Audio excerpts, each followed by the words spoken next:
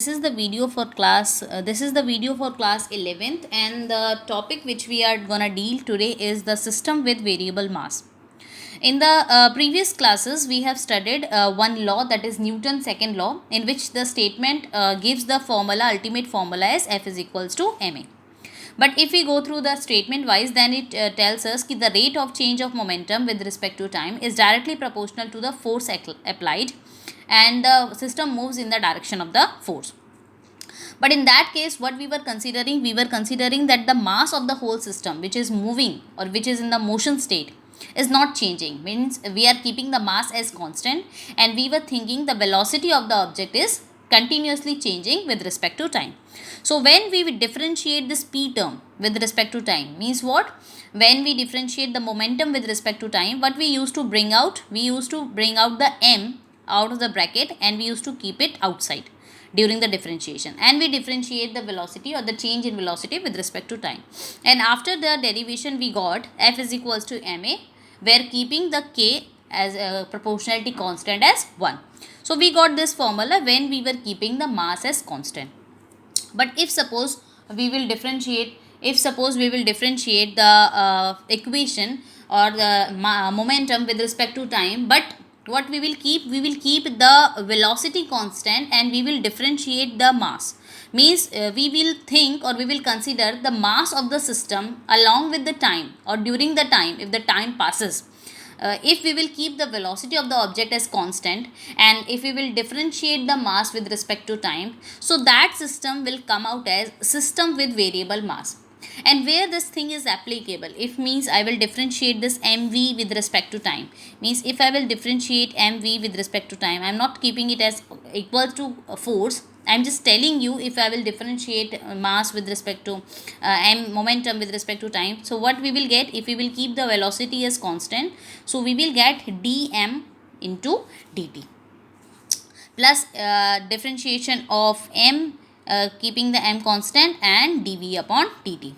But in this case, what we have assumed? We have assumed that v is equals to constant, means our object is moving with constant velocity. So in that case, our this term will become 0. So our in the system, when the variable mass is happening, so our differentiation of momentum with respect to time gonna give you v dm upon dt. So this thing we will see ki how this formula, or how this derivation, or this concept is applicable in the term of rocket, or in that at the time of rocket propulsion. How does the mass varies with respect to time, and this variable mass, how the variable mass affects the rocket propulsion. This is our topic today. Now if you can see here in the diagram, I have drawn the 3 stages of the rocket propulsion. Okay, so first of all, what the things we need to assume when we are studying about this topic, that usually we assume that the total mass of the system remains constant. Means during the derivation, we always assumes that the total mass of the system remains constant. But sometimes, as in case of rocket, the mass does not remain constant. Why the mass does not remains the constant? Because suppose if we will consider the mass of the rocket as capital M, if suppose there is an fuel which is filled inside the chamber, okay, during the propulsion, what happens? The rocket, there is a burnt in the fuel, and because of that burning fuel, the gases comes out from the nozzle. So that is why what happens, the mass, some mass of the part of the rocket usually comes out in the form of gases. So in this system, we can say, we can assume that this system is a variable mass kind of system. So what happened? Most of the mass of the rocket on its launching pad is of the fuel. Means most of the mass is carried by the rocket is due to the fuel chamber, the fuel which is filled inside the chamber. So the whole of the fuel is eventually burnt, and combustion products are ejected from the nozzle of the rocket engine. This is, suppose if I will consider this is a nozzle.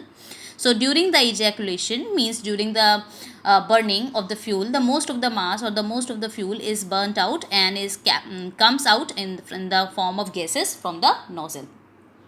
So we handle the variable mass situation by applying Newton's second law, not to the rocket alone, but to the rocket and its ejected combustion products taken together.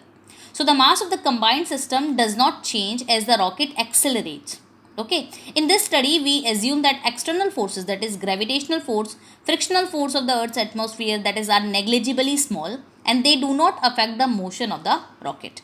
So means first of all what we need to consider, some of the assumptions we need to consider. So consider the flight of a rocket directly vertically upward from the surface of the earth. So means this rocket is going vertically upward from the surface of that earth. So at time t is equals to 0, suppose at time t equals to 0, means I am assuming the initial case. So at time t is equals to 0, suppose the m naught be the initial mass of the rocket including that of the fuel. So what I am including, I am taking this m naught as the total mass of the rocket, okay, or the initial mass I can say, when I will include the fuel mass as well as the rocket mass, okay. And v naught be the initial velocity of the rocket, and suppose this is the v naught I am considering, with which the initially our rocket will start moving, okay, and in the upward direction, that is initial velocity. Then at any time t, suppose at after time t, what will happen? The burning of the fuel will start happening, and what will happen? Suppose small m is the mass of the rocket left. So here what we are talking that small m is the mass of the rocket which is left, okay, at the time t, and velocity acquired by the rocket is equals to small v. In this condition what will happen? We are assuming the velocity of the rocket as small v. Now as the exhaust gases are escaping, means that after the time t, as the exhaust gases are escaping, means in the downward direction, suppose the velocity with which our gases are coming down, let us assume those velocity as vg. So what is happening? As the exhaust gases are escaping, what will happen? Our we all know that initially our m naught was greater than m because of the fuel mass as well, and but our v velocity will be greater than the v naught, because as the time passes our rocket will get more amount of energy, or the velocity of the rocket will gonna increase as the time t passes. So in a small interval of time dt, if suppose I will consider a small interval of time, means in the third case what I will consider, let the time be t plus dt, means the small interval of time. So in that case what will happen? What we are considering, what will be the total mass left, okay. Suppose dm is a small mass decrease in the mass of the rocket, that is the mass of the exhaust gases that escape, okay, and dv be the corresponding small increase in the velocity. So what will happen? The mass of the rocket will ultimately gonna change. How much? It will gonna be m minus dm. Why minus dm? Because dm will be the mass of the gases which are exhaust out, and what is the mass left in the rocket? That is m minus dm. And what is the velocity the rocket will gonna achieve? The velocity the rocket will gonna achieve after time dt is v plus dv. So these are the assumptions which we need to take care when we are deriving the equation of the thrust, okay, or equation for the rocket. So these were the assumptions which we need to take care. Now what is the principle of the conservation of linear momentum says to us?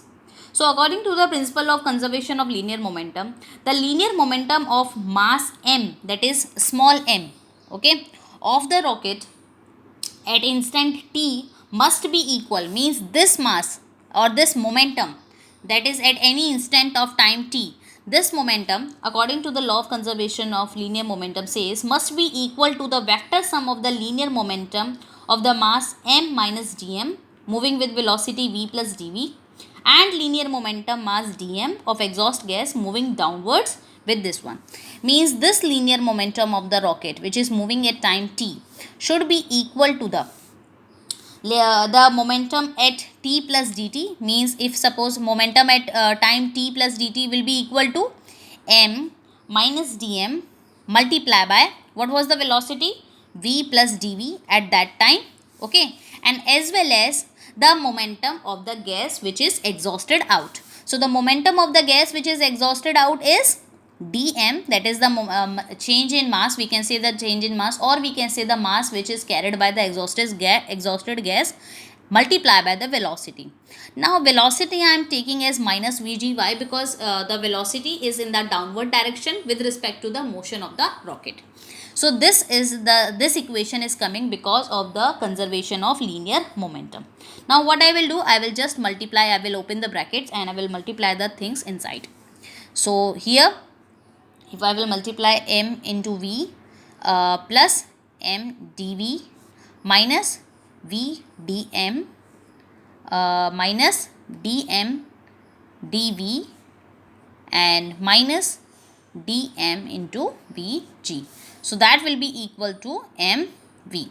Let me adjust the camera. Yes, so you can see the full equation which I am getting by opening the brackets and multiplying all the physical quantities with each other. So this is the final equation which I am getting. And now as dm and dv both are very small, so their product is negligible.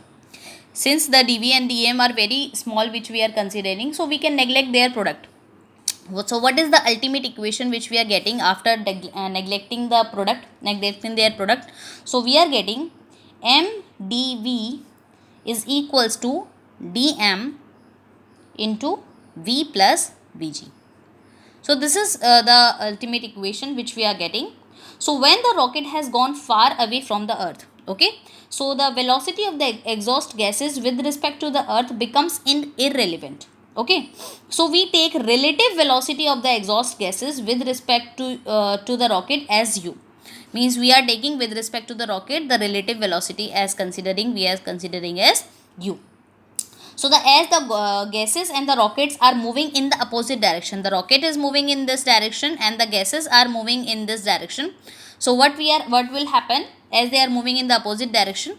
So we can say that the v plus vg is equals to minus u, because since the velocity of the relative velocity with respect to the rocket we have taken u, so the combined equation which we are getting is equal to v plus vg is equal to minus u. So by putting the value of v plus vg in the above equation, first of all, why we have taken the minus sign? The minus sign is again for the downward direction of the motion of the exhaust gases. In contrast to the upward direction of the motion, we can write down m dv is equals to minus u into dm. Where I have kept v plus vg in place of minus u. Okay, means I have kept minus u in place of v plus vg.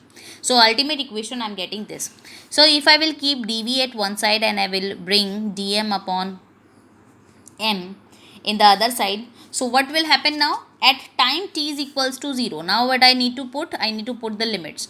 Means at time t is equals to 0, our m was equals to m naught, means our total mass of the system was m naught including the fuel, and our velocity with which the system was moving was v naught. Now but at time t is equals to t, what happened? Our mass of the system became m, okay, and the velocity with which the rocket or the whole system was moving became v. So now what we will do, we will integrate the above equation. We will integrate the above equation, means what? We will integrate our m dv this equation. Okay, so what we will do, integration at both the sides with proper limits we will obtain. Suppose this side is dv is there and this side our the variable is m. So we means which we need to integrate the above equation with respect to v and with respect to m. So in this side our velocity has changed from v naught to v, and here this side our mass has changed from m naught to m. If I will put the above limit and I will integrate, as velocity of the exhaust gases u is constant throughout the firing of the rocket, so therefore what I am thinking, I am keeping this minus u as constant and I am bringing this minus u out of the integration limit. So after integration what we are getting, v naught to v, and here we are keeping minus u as constant. So here we are, what is the integration of 1 upon m? The integration of 1 upon m is log m base to the power e. So here a and log m, and what are the limits? M naught to m. So here our final equation we are getting, v minus v naught is equals to minus u log m upon m naught. So this is our final equation which we are getting. Okay, and if I will rearrange the equation, so either this equation can be written as the final equation, or we can write down, if I will rearrange the equation, so v minus v naught is equals to plus u log m naught upon m. So this can also be written as the final equation which we got. This equation is also known as the velocity of the rocket at any time t. Means this equation can give you the velocity of the rocket at any time t.